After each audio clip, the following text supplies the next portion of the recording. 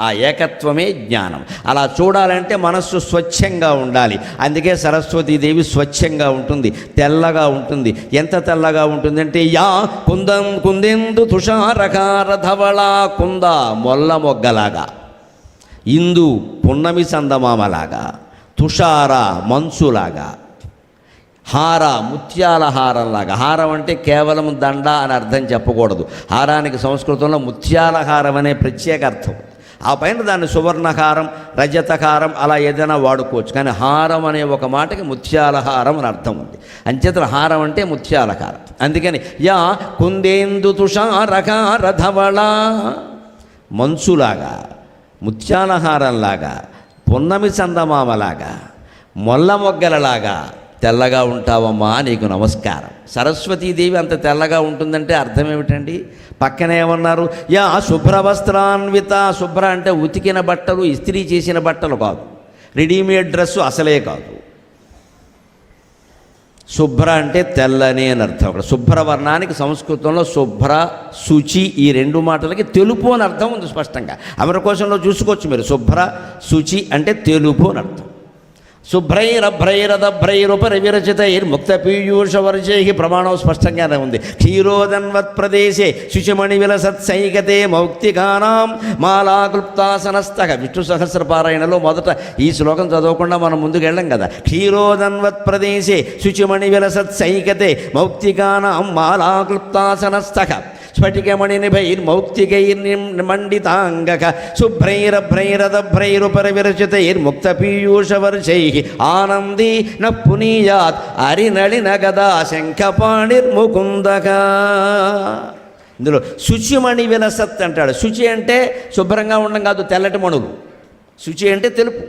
శుచిమణి విలసత్. వైకుంఠంలో శ్వేతద్వీపం, పాల సముద్రం అన్నీ తెలిపే. ఆదిశేషుడు తెలుపు, ఐరావతము తెలుపు, పాలసంద్రము తెలుపు, శ్వేతద్వీపము తెలుపు, అన్నీ తెలిపే.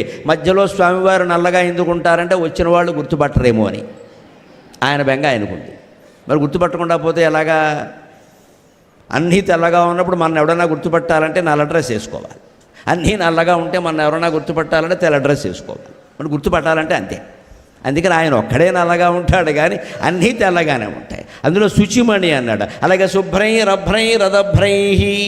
ఆ మహావిష్ణువు నీకు దర్శనం ఇవ్వాలి అంటే ఆలోచనలన్నీ ఆగిపోవాలి మిత్రమా. అన్ని ఆలోచనలు ఆగిపోవాలి, మనస్సు పూర్తిగా శూన్యమైపోవాలి. అందుకే శుభ్రై అభ్రై అదభ్రై ఉపరి విరచితై.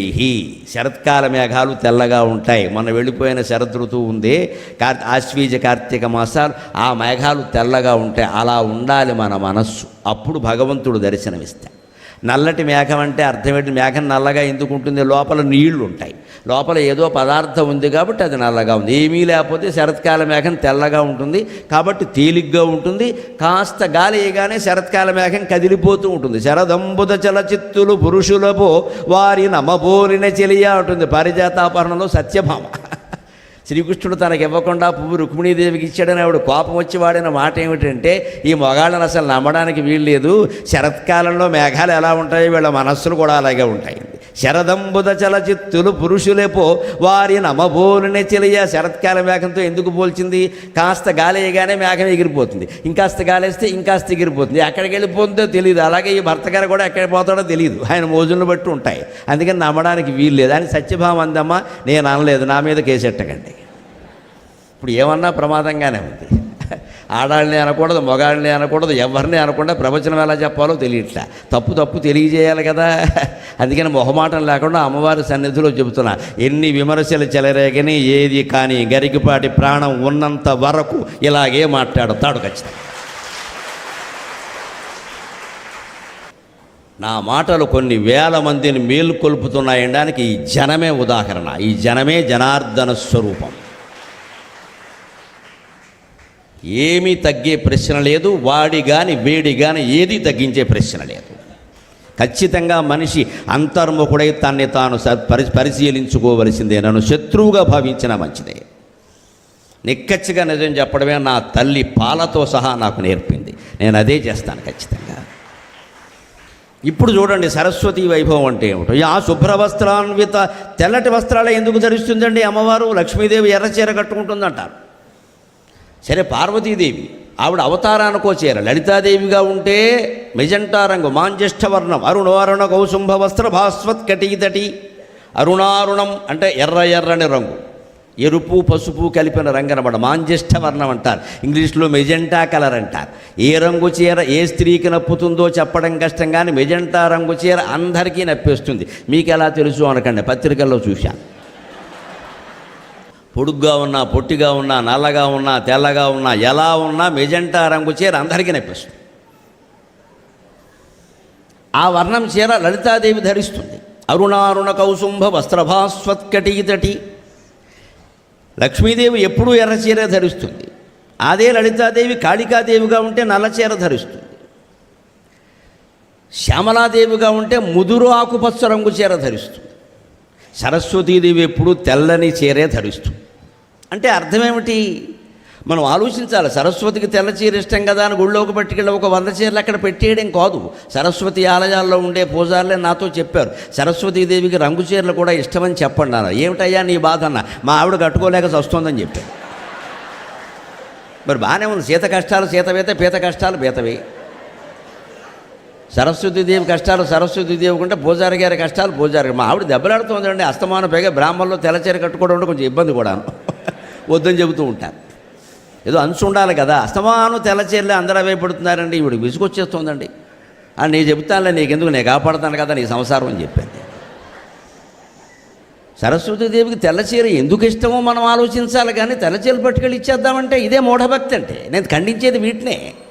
మరి చీర ఇవ్వండి, ఎందుకో తెలుసుకునివ్వండి. ఆవిడ తెల్లచీర కట్టుకోవడం ఏమిటండి? ఆవిడ అన్ని రంగులు ఉన్నాయండి. తెల్ల తామర పువ్వు తెల్ల తెల్ల వస్త్రము మల్లెల చిరునవ్వు వెల్ల హంస. తెల్ల తామర పువ్వు తెల్ల తెల్ల వస్త్రము మల్లెల చిరునవ్వు వెల్ల హంస. ఇవన్నీ తెలుపు ఆవిడలో. మరి ఎరుపు ఎక్కడుంది? కనకంబరపు పూలు కరనఖమ్ములడాలు, కనకంబరపు పూలు కరనఖమ్ములడాలు, నుదుట కుంకుమరేఖ అధరలేఖ. ఇది ఎరుపు కాదా? ఎవరికైనా పెదవులు తెల్లగా ఉంటాయా? ఉంటే బాగుంటాయా? కుంకుమ బొట్టు ఎర్రగా ఉండకపోతే తెల్లగా ఉంటుందా? అమ్మవారికి అలాగే ఉంది కదా. అంటే ఎరుపు లేకపోవడం ఎక్కడ? తెల్లదామర పువ్వు తెల్ల తెల్ల వస్త్రము మల్లెల చిరునవ్వు వెల్ల హంస. కనకంబరపు పూలు కరనఖమ్ములడాలు, నుదుట కుంకుమరేఖ అధరలేఖ. నీలి నీలి జలాలు నీలాల నేత్రాలు, నెమలి కన్నులడ్డాలు నింగి జాలు. ఇది నల్లని వర్ణం. నీలి నీలి జలాలు నీలాల నేత్రాలు, నెమలి కన్నులడ్డాలు నింగి జాలు. పసుపు మెరుగుటంచు పసిడి వీణియమించు, పసుపు మెరుగుటంచు పసిడి వీణియమించు, పుత్తడి నెమ్మోము పుస్తకము. ఇది పసుపు రంగు. సర్వవర్ణమయము శారదారూపము, స్వర్ణపర్ణమయము వాంగ్మయము. సర్వవర్ణమయము శారదారూపము, స్వర్ణపర్ణమయము వాంగ్మయము. అర్ణవముల బోలు ఆపదలను దాట కర్ణధారి, అర్ణవముల బోలు ఆపదలను దాట కర్ణధారి. కవుల కలల నారీ, కర్ణధారి కవుల కలల నారీ. ఇష్టదేవం అనే గ్రంథంలో సరస్వతీదేవి మీద నేను అల్లినటువంటి పద్యం ఇది. మా అమ్మ దయ వల్ల. ఆవిడలో లేని వర్ణం ఉందా? తెల్ల దామర పూలో కూర్చుంటుంది, తెల్లని వస్త్రం కట్టుకుంది. ఆవిడ నవ్వితే తెల్లగా ఉంటుంది. ఎరుపు వర్ణం మాత్రం లేదా? కనకాంబర పూలు ధరించింది, అవి ఎర్రగా ఉండవా? ఆవిడ పెదవులు ఎర్రగా ఉండవా? కుంకుమరేఖ ఎర్రగా ఉండదా? కరణకమ్ముల డాలు చేతి గోళ్ళు ఎర్రగా ఉండవా? గోళ్ళకి రంగేసుకోవడం తెలియదు ఆవిడకి. బ్యూటీ క్లినిక్ వెళ్ళడం అసలే తెలియదు. అందుకని కరణకమ్ముల డాలు, ఆ చేతులు గోళ్ళు ఏ రంగు వేసుకోకుండా శుభ్రంగా రోజు ఒకసారి స్నానానంతరం ఒక పల్చడి గుడ్డ పెట్టి ఇలా తుడుచుకుంటే కాలివేళ్ళు చేతివేళ్ళు అన్నీ రక్తపు రంగులో లేత ఎరుపు రంగులో ప్రకాశిస్తాయండి. ఆ అందం చాలండి, వేరే ఏం అక్కల. రూపాయి ఖర్చు లేని అందం. పాత కూడా తప్పితే ఖర్చు ఏం లేదు అక్కడ. దానికి ఆ రంగు వేయడం ఈ రంగు వేయడం, మళ్ళీ చీరను బట్టి రంగు, రంగును బట్టి చీర, ఓ గంట ప్రయాణం ఇక్కడ. ఎందుకు వచ్చిన కూడా ఇదంతా మళ్ళీ వదిలించుకోవడం గొడవ. పైగా ఈ గోల్డ్ రంగులు రకరకాల సౌందర్య సాధనాల్లో మీకు తెలిసే ఉంటుంది క్యాన్సర్ కారకాలు ఉన్నాయమ్మా. స్పష్టంగా వస్తున్నాయి పత్రికల్లో, క్యాన్సర్ కారకాలు ఉన్నాయి. మన దేవతలు ఎవరు ఈ రంగులు వేయరండి. అసలు వాళ్ళ విగ్రహాలు చూడ, దేవతల జీవితంలోకి ఆహ్వానించాలి. ఎంతసేపు దండం పెట్టుకుని వెళ్ళిపోవడం కాదు ఇక్కడ. దేవతల జీవితాన్ని, వాళ్ళ వేషధారణని, వాళ్ళ వస్త్రధారణని, వాళ్ళ నైవేద్యాలను, అక్కడ జరుగుతున్న పూజా విధానాన్ని గమనించి మన జీవితాన్ని ఎలా మార్చుకోవాలో తెలుసుకోవాలి.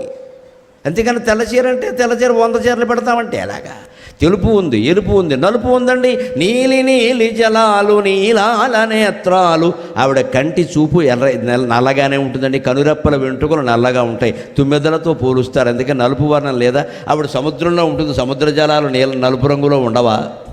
నెమలి కన్నుల డాలు, ఆవిడ పక్కనే నెమలి ఉంటుంది. ఎందుకు ఉంటుందండి? ఏ దేవత దగ్గర ఏ ఆభరణం ఉన్నా, ఏ ఆయుధం ఉన్నా, ఏ పక్షి ఉన్నా, ఏ జంతువు ఉన్నా దానిలో లోతైన తత్వం ఉంది. అంతేగాని నెమలి అంటే ఆవిడకి ఇష్టం కదా, నేను బంగారం నెమలి చేయించా. ముందు బంగారం ఎక్కడి నుంచి వచ్చిందో చెప్పు, తర్వాత చూద్దాం. అది చెప్పడం. దానికి GST కట్టావా, ట్యాక్సులన్నీ కట్టావా, ఈ బంగారం ఎక్కడది, నేను నెమలి చేయించా, కుదరదు. ఇది అక్రమ సంపాదన, సక్రమ సంపాదన. రేపు చెప్పుకుంటాం లక్ష్మీ కటాక్షంలో. సంపాదించింది సక్రమంగా ఉంటేనే ఉంటుంది, లేకపోతే ఉండదు. మనం ఎలా సంపాదించాం లక్ష్మీదేవికి తెలుసు. ఇన్కమ్ ట్యాక్స్ అధికారులకు తెలియకపోవచ్చు, కానీ లక్ష్మీదేవికి తెలుసు, మనం చెప్పక్కర్లేదు. ఆవిడ రైడింగ్ కూడా చేయదు ఎప్పుడు. IT వాళ్ళలాగా, ED వాళ్ళలాగా రైడింగులు చేయదు. మొత్తం పట్టుకెళ్ళిపోయాక తెలుస్తుంది మనకి అయిపోయిందని. మొత్తం అయిపోయాక. ఇప్పుడు భగవంతుడు ఇచ్చే దైవానుగ్రహం ఎలా ఉంటుందంటే, ముందు కార్యం తర్వాత కారణం. ముందు ఫలితం తెలుస్తుంది, తర్వాత ఇంత ఫలితం, ఇంత దెబ్బ తగిలిందంటే అది అని తెలుస్తుంది. ఎందుకంటే ముందే కారణం తెలిసి జాగ్రత్త పడిపోతాడు మనిషి. తల తక్కువగా దేవాంతకుడు, అమ్మో దేవుడు బతకనీడు. అందుకని దేవుడు చెప్పడం, ముందు ఫలితం ఇచ్చేస్తాడు. అక్రమంగా బాగా కొన్ని 100 కోట్లు సంపాదించామనుకోండి, ఒక అడ్డగోలు కొడుకుని ఒకటి పుట్టిస్తాడు వీడికి. వాడు పనికిమాలిన హీరోని పెట్టి సినిమా తీసేస్తాడు. మొత్తం 100 కోట్లు శ్రీమద్ రమణ గోవిందో హరి. ఎందుకు పోయాయా? అక్రమంగా సంపాదించావు కాబట్టి. అప్పుడు అనిపిస్తే అయ్య బాబోయ్, అమ్మవారు పెద్ద దెబ్బ కొట్టిందిరా, వీడినా పాలిడి శని అయిపోయాడు. SUN సన్ స్ట్రోక్ అనేది వేసవకాలం మాత్రమే ఉంటుందండి. SON సన్ స్ట్రోక్ జీవితాంతం ఉంటుందండి. అన్ని ఋతువుల్లో ఉంటుందండి. ఇది ఏం కాదనలేమండి. కొండంత దేవుడు కూడా కొడుకులోకువే. నాకు కాకపోతే ఎవడికిస్తామంటాడు. వాడు ఏం చేస్తాడో తెలియదు. అంటే దేవుడు కొట్టే దెబ్బ అలాగే ఉంటుంది. అదే మనం సక్రమంగా సంపాదించామనుకోండి, ఆ అన్నంతోనే పిల్లల్ని పెంచాం కాబట్టి పిల్లలు కూడా ఖచ్చితంగా సత్ప్రవర్తన కలిగిన వాళ్ళే అవుతారు. యదన్నం పురుషో భంక్తే జాయతే తాదృశీ ప్రజా దీపో భక్షయతే ధ్వాంతం కజ్జలం చ ప్రసూయతే. చాలా స్పష్టంగా చెప్పారు శాస్త్రంలో. మీకు ఉదాహరణ ఉంది, మీ ఇంట్లో ఉంది, చూసుకోండి. అక్రమ సంపాదనతో పిల్లల్ని పెంచితే వాళ్ళు అక్రమార్కులే అవుతారు ఖచ్చితంగా. మన సంసారాలన్నీ చెడిపోతాయి. దానికి ఉదాహరణ ఏమిటయ్యా? దీపో భక్షయతే ధ్వాంతం కజ్జలం చ ప్రసూయతే. దీపం పెట్టాం మనం, అది చీకటిని హరించింది, అంతే కదా. దీపం ఎందుకు పెడతాం? వెలుగు కోసమే కదా. అంటే అది దేన్ని ఆహారంగా తీసుకుంది? చీకటిని మింగేయబట్టి వెలుగు వచ్చింది నీకు, అంతే కదా. చీకటి ఏ రంగులో ఉంది? నల్లగా ఉంది. అందుకే దీపం నుంచి వచ్చే పొగ కూడా ఏ రంగులో ఉంది? నలుపులో ఉంది. గమనించుకోమన్నాడు కవి. ఊరికేనండి. దీపం చీకటిని మింగింది, ఆహారంగా తీసుకుంది. అందుకని అది దానికి పుట్టిన పొగ కూడా నలుపు రంగులోనే ఉంది. నువ్వు అక్రమ సంపాదనతో ఆహారం తింటే నీకు పుట్టే పిల్లలు కూడా అక్రమంగానే పుడతారు ఖచ్చితంగా.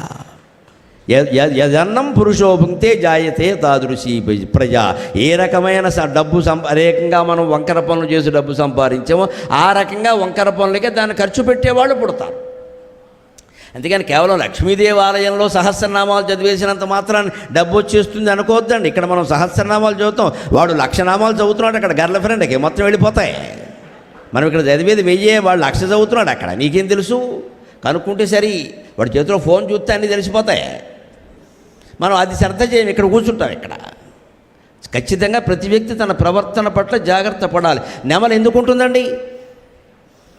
బ్రహ్మరంధ్రగతో నాదో మాయూరో నద ఉచ్యతే. పతంజలి యోగశాస్త్రంలో చెప్పిన మాట. ఇందాక నేను చెప్పానే యోగ సాధన, మూలాధార చక్రం, ఈ చక్రాల ఆధారంగా సాధన చేస్తూ ఉంటే ఇక్కడ ఆజ్ఞాచక్రం కూడా దాటి బ్రహ్మరంధ్రానికి చేరుకుంటే ప్రాణవాయువుని అక్కడికి తీసుకెళ్ళాలి. ఈ నాభి దగ్గర నుంచి ఎప్పుడు వాయువు కిందకి వెళ్ళిపోతూ ఉంటుంది. అలా కిందకి వెళ్ళిపోతేనే జీవితం వెళ్ళిపోయిందంటే వాడు మళ్ళీ జన్మెత్తడమే, నరకంలో పడ్డమే. ఈ నాభి దగ్గర నుంచి ఈ వాయువుని పైకి తీసుకెళ్ళాలి. శక్తి కూటైకతాపన్నకట్ యథోభాగధారిణి, లలితా సహస్రంలో ఉండే మాట అది. శ్రీమద్వాగ్భవకూటైక స్వరూపముఖ పంకజ కంఠాద కటి పర్యంత మధ్యకూట స్వరూపిణి శక్తికూటైకతాపన్న కట్ యథోభాగధారిణి. ఈ ముఖం వరకు ఒక భాగం, ఒక భాగం, ఇక్కడి నుంచి ఇంతవరకు ఒక భాగం, ఇక్కడి నుంచి పాదాల వరకు ఒక భాగం. వాగ్భవ కూటం, కూటం అంటారు. ఒక కూటం, రెండో కూటం, మూడో కూటం. అందుకే త్రికూటాత్మిక అని ఉంటుంది లలితా సహస్రంలో. త్రికూటం అంటే ముఖ భాగం వరకు ఒక కూటం, ఈ కంఠం నుంచి నాభి భాగం వరకు ఒక కూటం, అక్కడి నుంచి కటి భాగం నుంచి కింది వరకు మరొక కూటం. కట్ యథోభాగధారిణి. ఈ మూడు భాగాల్లో వాయువు సంచరిస్తుంది, లేకపోతే మనిషి బతకడు. ఈ వాయువుని ప్రాణాయామం చేసి యోగాభ్యాసం చేసి నాభి దగ్గర నుంచి కుండలినీ శక్తిని ప్రచోదితం చేసి బ్రహ్మరంధ్రం వరకు తీసుకెళ్ళాలి. సరిగ్గా దాన్ని మణిపూర చక్రం దగ్గరికి వచ్చేసరికి మృదంగధ్వని వినపడుతుంది, అనాగత చక్రం దగ్గరికి వచ్చేసరికి వీణానాదం వినపడుతుంది, సరస్వతి కటాక్షం కలిగిందనమాట. విశుద్ధ చక్రం దగ్గరికి వచ్చేసరికి శంఖధ్వానం వినపడుతుంది. అలా అది బ్రహ్మరంధ్రం వరకు వెడితే నెమలి క్రేంకారం చేస్తే ఎలా ఉంటుందో ఆ శబ్దం వినపడుతుంది. అప్పుడు పూర్ణ యోగి అయినట్టు లెక్క, పూర్ణ యోగి అయినట్టు లెక్క. నిజం చెప్పాలంటే ఒక్క మాట చెబుతున్నా, పూర్ణ కుంభంతో స్వాగతం చెప్పినప్పుడల్లా నేను దాన్ని శిరస్సు వంచి నమస్కారం చేసి క్షమించమని కోరతానండి. నాకు నా తల్లిదండ్రులు చెప్పిన మాటది. ఎందుకంటే ఈ పూర్ణయోగి అయిన వాడికి తప్పితే పూర్ణకుంభ స్వాగతం చెప్పకూడదు ఎవరికి, అటువంటి పూర్ణయోగికి చెప్పాలి. ఎవరో పెద్దవాళ్ళు వచ్చారు కదా, అధికారులు వచ్చారు కదా అని చెప్పేయకూడదండి. కానీ ఏం చేస్తాం, లోక అర్చకులు ఏం చేస్తారు, వారు తప్పే ఉంది. ఎవరో చెప్తారు గౌరవ మర్యాదల కోసం కాదు ఇది. నువ్వు సంపూర్ణ యోగ సాధన చేశావా, బ్రహ్మరంధ్రానికి చేరుకున్నావా, అటువంటి వాడివైతే నీకు పూర్ణకుంభ స్వాగతం. లేతే లేదు ఇక్కడ, లేతే చూర్ణకుంభమే ఖాళీకుండా ఒకటి ఇచ్చుకు చూపించడమే, నీళ్ళు లేవని చెప్పి దొరకట్లేదు. ఎవరికి పడితే వారికి చెప్పేది కదా. కానీ మరి చేస్తారు, మరి అది మనం కాదంటే బాధపడతారు. అందుకని నాకు శాస్త్రం తెలుసును కాబట్టి నేనేం చేస్తానంటే పూర్ణకుంభం ఎదురు పడితే చెప్పులు పక్కన విప్పేసి నా శిరస్సు దాని మీద పెట్టి నమస్కారం చేసి, అమ్మా నాకు యోగ్యత లేదు, నన్ను క్షమించు, ఇలాంటి పూర్ణకుంభ పరిస్థితి చేత నాకు ఆ యోగ్యత కలిగించమని ప్రార్థిస్తాను. పూర్ణయోగాన్ని సాధించాలి. జీవితం అంటే అదే. ఎంతసేపు ఏవో సంపాదించుకుంటూ మాట్లాడుకుంటూ ఇక పదవులు పీఠాలు పంచుకుంటూ కూర్చోవడం కాదు ఇక్కడ. అది అక్కడికి వెడితే బ్రహ్మరంధ్రం వరకు వెడితే బ్రహ్మరంధ్రగతో నాదో మాయూరోనద వచ్చితే నెమలి క్రీం అని అడవిలో అరిచినప్పుడు ఎంత అందంగా ఉంటుందో, ఆ నాదం మధురంగా ఉంటుందో, ఆ నాదం యోగి శిరస్సులోంచి వినపడుతుంది. అప్పుడు అతను యోగము సంపూర్ణమైనట్టు లెక్క. అతడే పరమహంస, అతడే వివేకానంద, అతడే జిడ్డు కృష్ణమూర్తి గారు, మహానుభావులే. ఇక్కడికి కావ్యకంఠ గణపతి ముని, అటువంటి మహాయోగి ఇక్కడ బొబ్బిలిలో పుట్టి పెరిగాడు మహానుభావుడు. సరే, ఇక రమణ మహర్షి అంటారా, మనం మాట్లాడడానికి సరిపోం, అంతకంటే పై స్థితి అది. ఆ యోగి పూర్ణయోగి అంటారు వాళ్ళని. ఆ యోగాన్ని సాధిస్తే సరిగ్గా నెమలి ఉంటుంది. కాబట్టి సరస్వతీదేవి దగ్గర ఎందుకు ఉంటుంది? నువ్వు ఈ విద్య ద్వారా దాన్ని సాధించాలి. ఇగో సాధించవలసింది నెమలి. ఊరికే నెమలిని ఇంట్లో పెంచుకోవడం కాదు, లేదా డబ్బు ఉంది కదా అని బంగారు నెమలి హాల్లో చేయించుకొని పక్కన నుంచి సెల్ఫీ దిగడం కాదు. ఇక్కడ ఈ నెమలి నాదాన్ని నువ్వు విన్నావా, అడవిలో వినడం కాదు, ఇక్కడ బ్రహ్మరంధ్రంలో విన్నావా, అంతర్ముఖంగా విన్నావా అని చెప్పడం కోసం అక్కడ నెమలిని పెట్టారు. దాన్ని మనం గ్రహించుకుని జీవితాన్ని అలా గడపాలి. అలాగే హంసను పెట్టారు సరస్వతికి. ఎందుకని? తెల్ల హంసలా స్వచ్ఛంగా బతుకు, వివేకం ఉండాలి. హంస ఏం చేస్తుంది? నీళ్లు కలిపిన పాలు దాని దగ్గర పెడితే ఒక్కసారి ముక్కుతో అది పాలే తాగుతుంది, నీళ్లు అందులో మిగిలిపోతాయి. ఏ లాక్టోమీటరు ఇతర మీటర్లు చేయలేని పని భగవంతుడు హంసకి చేసే అవకాశం ఇచ్చాడు. మనం కూడా